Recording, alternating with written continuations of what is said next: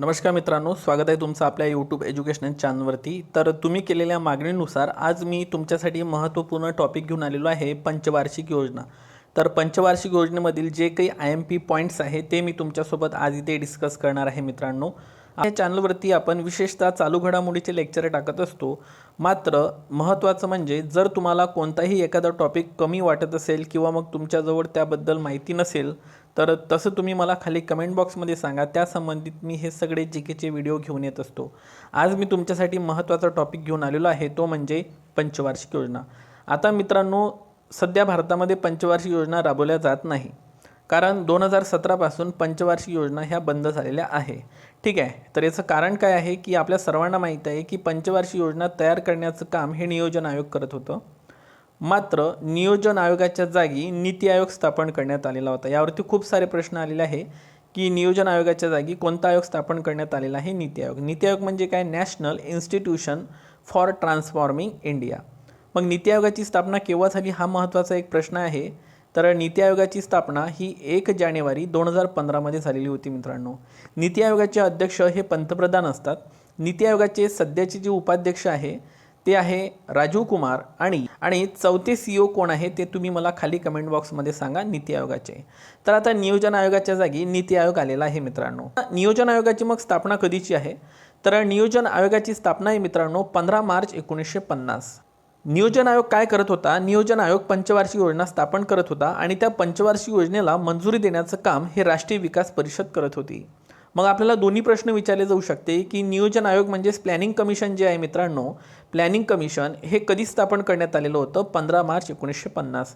आणि प्लॅनिंग कमिशनच्या जागी आता कोणता आयोग काम करते? तर त्या आयोगाचं नाव आहे नीती आयोग, जो की थिंक टँक म्हणून काम करतो नीती आयोग। प्लॅनिंग कमिशनचे सुद्धा अध्यक्ष कोण राहत होते? पंतप्रधान राहत होते। आणि प्लॅनिंग कमिशनचे पहिले जे अध्यक्ष होते ते होते पंडित जवाहरलाल नेहरू। आणि नीती आयोगाचे जे अध्यक्ष असतात ते पण पंतप्रधानच असतात मित्रांनो, पदसिद्ध अध्यक्ष पंतप्रधान असतात। आणि राष्ट्रीय विकास परिषदेची स्थापना ही 6 ऑगस्ट 1952 मध्ये करण्यात आलेली होती। नियोजन हा विषय भारताने कोणत्या देशाकडून घेतलेला आहे? तर तो रशियाकडून घेतलेला आहे।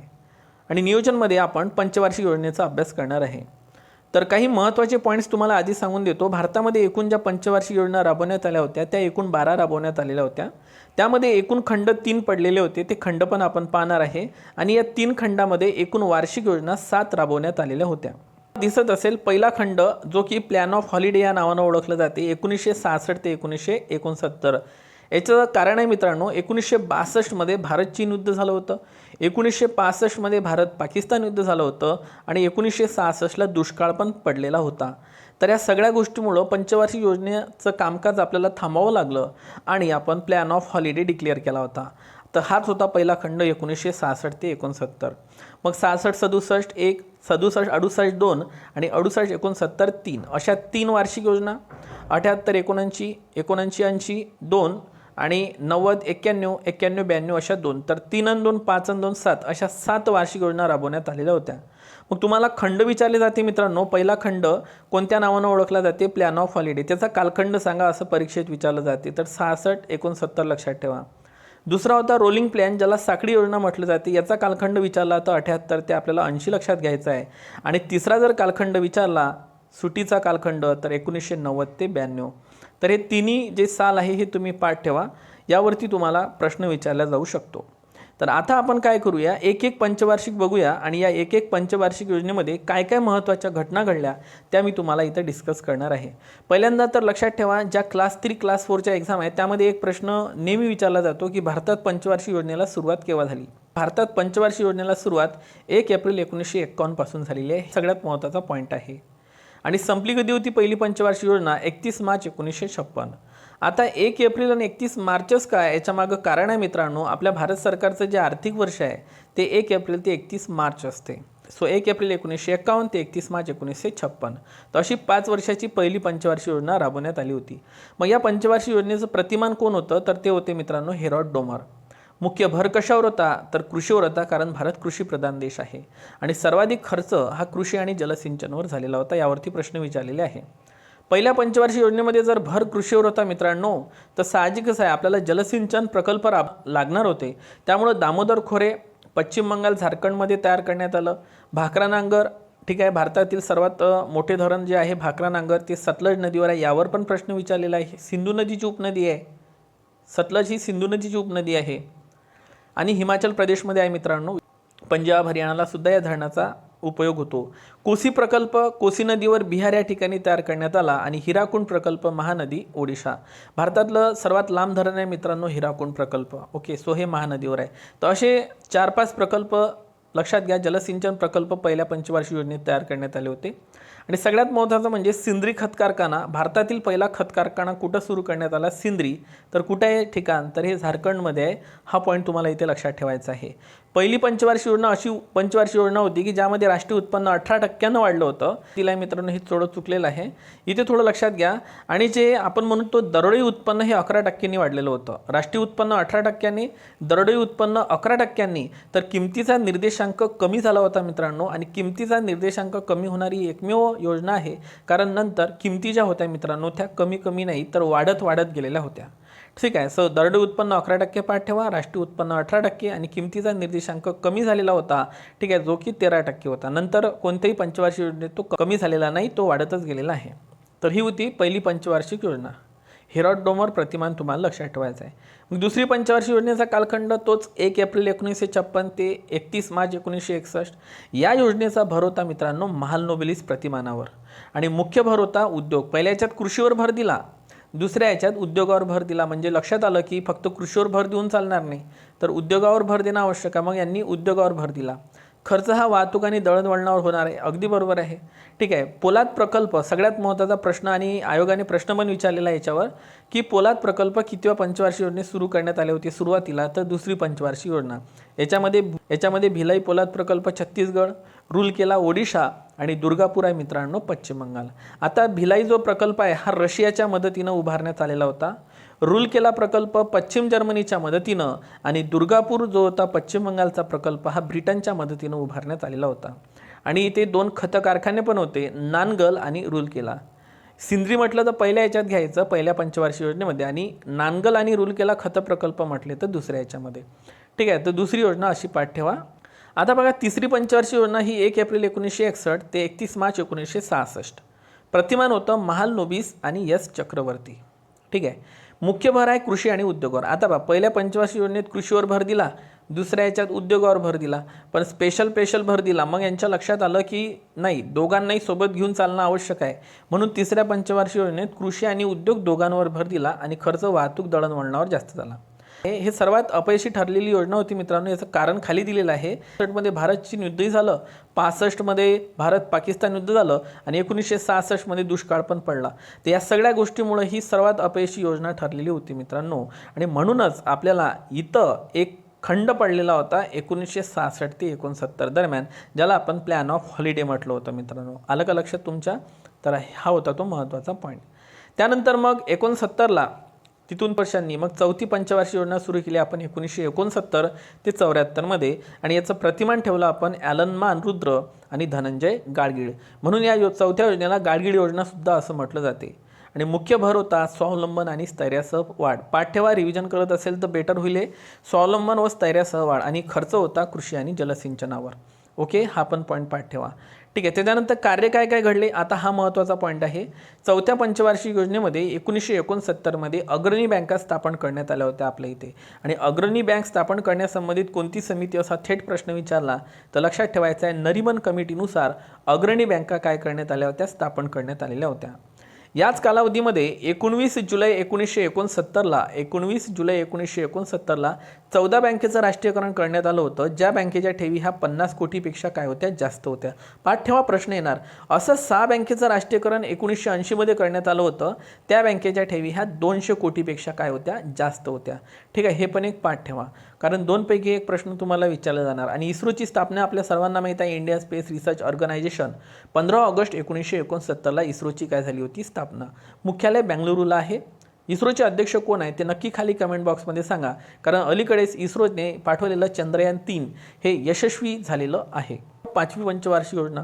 आता 5वी पंचवार्षिक योजना ही 1974 ते 78 अशी 4च वर्षासाठी.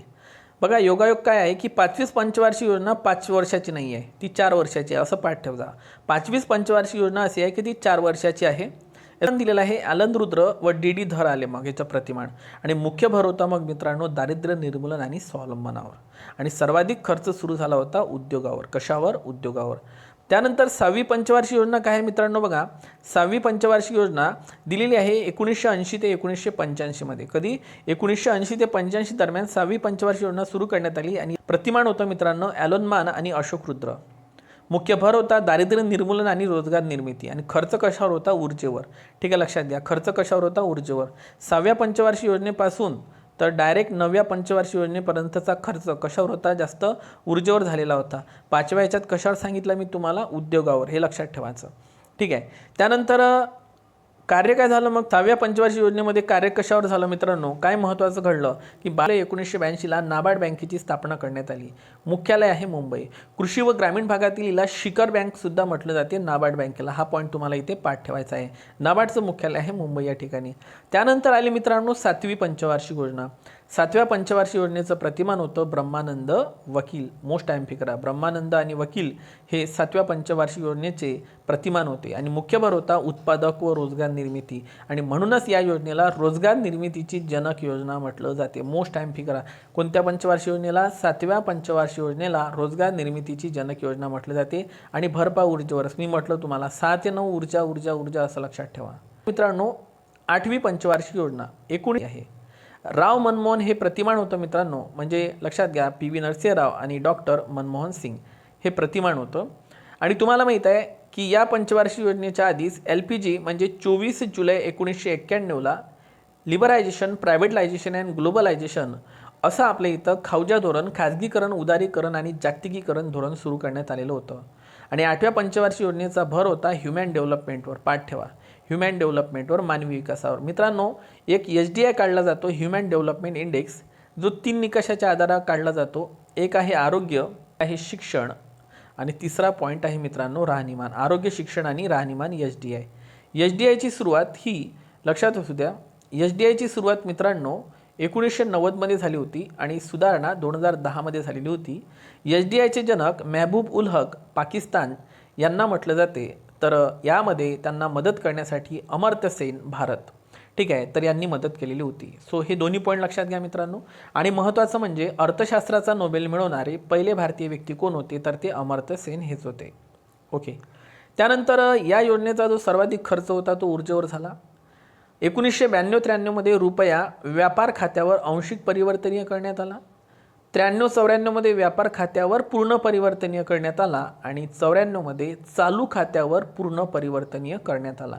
माहिती आहे ही डिटेल्समध्ये आपण आपल्या लेक्चरमध्ये शिकणारच आहे पुढे.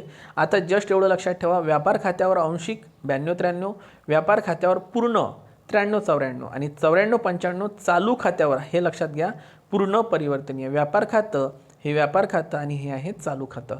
ओके, लक्षात घ्या.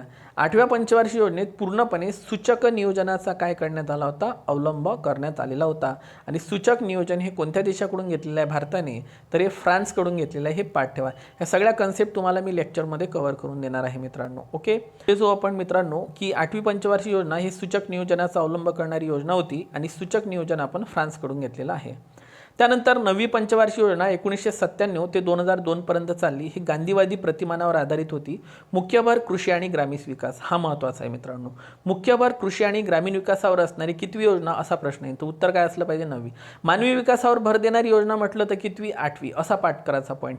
ठीक आहे. त्यानंतर याच्यामध्ये सगळ्यात महत्त्वाचं की या 9व्या पंचवार्षिक योजनेअंतर्गत स्त्रिया आणि अनुसूचित जाती जमाती इतर मागासवर्गीय सबलीकरण हा हेतू ठेवण्यात आलेला होता. त्यानंतर महत्त्वाची योजना आहे मित्रांनो 10वी पंचवार्षिक योजना. भर होता शिक्षणावर. कालावधी आहे 2002 ते 2007 आणि सर्वाधिक खर्च हा सामाजिक सेवेवर झाला. ठीक आहे. आता 10, 11 आणि 12 सर्वाधिक खर्च सामाजिक सेवा, सामाजिक सेवा, सामाजिक सेवा असं पाठ ठेवा तुम्ही. सेवा. 11वी पंचवार्षिक योजना 2007 ते 12 मध्ये झाली आणि मुख्य भर होता सामाजिक सेवेवर. बघा, सामाजिक सेवेवर. आता मी जे तुम्हाला सांगतो हे महत्त्वाचं आहे. घोषवाक्य आहे मित्रांनो, वेगवान आणि अधिक समावेशी वृद्धी कितीव्या पंचवार्षिक योजनेचं घोषवाक्य होतं? तर बघा, वेगवान आणि अधिक समावेशी वृद्धी हे 11व्याचं घ्यायचं, पण वेगवान आणि शाश्वत आणि अधिक समावेशी वृद्धी शाश्वत शब्द आला तर घ्यायची आहे 12वी पंचवार्षिक योजना. नुसतं वेगवान आणि अधिक समावेशी वृद्धी आली तर 11वी आणि शाश्वत शब्द आला तर लक्षात घ्यायचं आहे 12वी. समावेशी वृद्धी म्हणजे समाजातल्या प्रत्येक घटकापर्यंत विकास पोहोचला पाहिजे. ठीक आहे. आता बघा, आणि याच्यावर मुख्य भर होता सामाजिक सेवेवर, तुम्हाला सांगितल्याप्रमाणे, आणि खर्च पण सामाजिक सेवेवरच झालेला होता. तर ह्या होत्या 12 वार्षिक योजना. आता मित्रांनो, मी पंचवार्षिक योजनेमधले काही महत्त्वाचे मुद्दे तुमच्यासोबत डिस्कस करणार आहे, आणि यावरती भरपूर सारे प्रश्न कंबाईनमध्ये आलेले आहे, कंबाईन एक्झाममध्ये आलेले आहे, ग्रुप बी सीमध्ये. आर्थिक वृद्धीचा दर साध्य होणाऱ्या योजना फक्त पहिली योजना होती, आणि 5वी 6वी 7वी 8वी. कसं पाठ ठेवा, 1 5 6 7 8 या योजनांचे जे वृद्धी दर होते ते काय झाले होते, साध्य झाले होते. तर बघा मित्रांनो, भारताचा जो व्यापार तोल आहे तो 1972 आणि 73मध्ये हा पहिल्यांदा कार आला होता, अनुकूल राहिलेला होता, आणि त्यानंतर 76 आणि 77मध्ये कार आलेला होता, अनुकूल राहिलेला होता.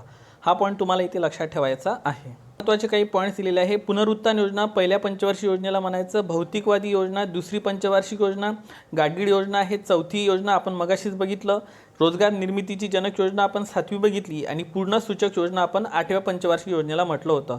तर याचा एक स्क्रीनशॉट काढून घ्या, म्हणजे तुम्हाला काय होईल की पाठ ठेवायला सोपं जाईल. त्यानंतर पहिलं लोकसंख्या धोरण हे 1976चं होतं, जे की 5व्या पंचवार्षिक योजनेमध्ये होतं, आणि दुसरं लोकसंख्या धोरण हे 2000 म्हणजेच 9व्या पंचवार्षिक योजनेमधलं होतं. आपण मागं जो लोकसंख्येचा व्हिडिओ टाकला आहे त्यामध्ये पूर्ण लोकसंख्या धोरण जे आहे दुसरं, मी हे तुम्हाला समजून सांगितलं होतं. पण या दुसऱ्या लोकसंख्या धोरणामध्ये घोषवाक्य होतं, हम दो हमारे दो. त्याच्यानंतर पहा, ही दुसरी पंचवार्षिक योजना आहे मित्रांनो. दुसऱ्या पंचवार्षिक योजनेमध्ये भिलाई, रुरकेला, दुर्गापूर या ठिकाणी पोलाद प्रकल्प सुरू करण्यात आले होते. चौथ्या पंचवार्षिक योजनेमध्ये बोकारो झारखंड, आणि 6वी पंचवार्षिक योजना यामध्ये सालेम आणि विशाखापट्टणम. म्हणजेच मित्रांनो, आपण काय बघितलेलं आहे की दुसऱ्या पंचवार्षिक योजनेमध्ये भिलाई पोलाद प्रकल्प, रुरकेला पोलाद प्रकल्प आणि पोलाद प्रकल्प स्थापन करण्यात आले होते. चौथ्या पंचवार्षिक योजनेमध्ये बोकारो हा पोलाद प्रकल्प आलेला होता. 6व्या पंचवार्षिक योजनेमध्ये सालेम तामिळनाडूतला आणि विशाखापट्टणम आंध्र प्रदेशमधला पोलाद प्रकल्प स्थापन करण्यात आलेला होता. सो 2 4 6 असं पटीमध्ये हे लक्षात ठेवा तुम्ही 2च्या. ठीक आहे. तर या पद्धतीने मित्रांनो हे लेक्चर आपण कंप्लीट केलेलं आहे. हे पंचवार्षिक योजनेचं लेक्चर तुम्हाला कसं वाटलं मला नक्की कमेंट बॉक्समध्ये सांगा. लेक्चर तुम्हाला आवडलं असेल तर आपल्या लेक्चरला एक लाईक करा, मित्रांपर्यंत शेअर करा. परत भेटू, तोपर्यंत take care and thank you so much.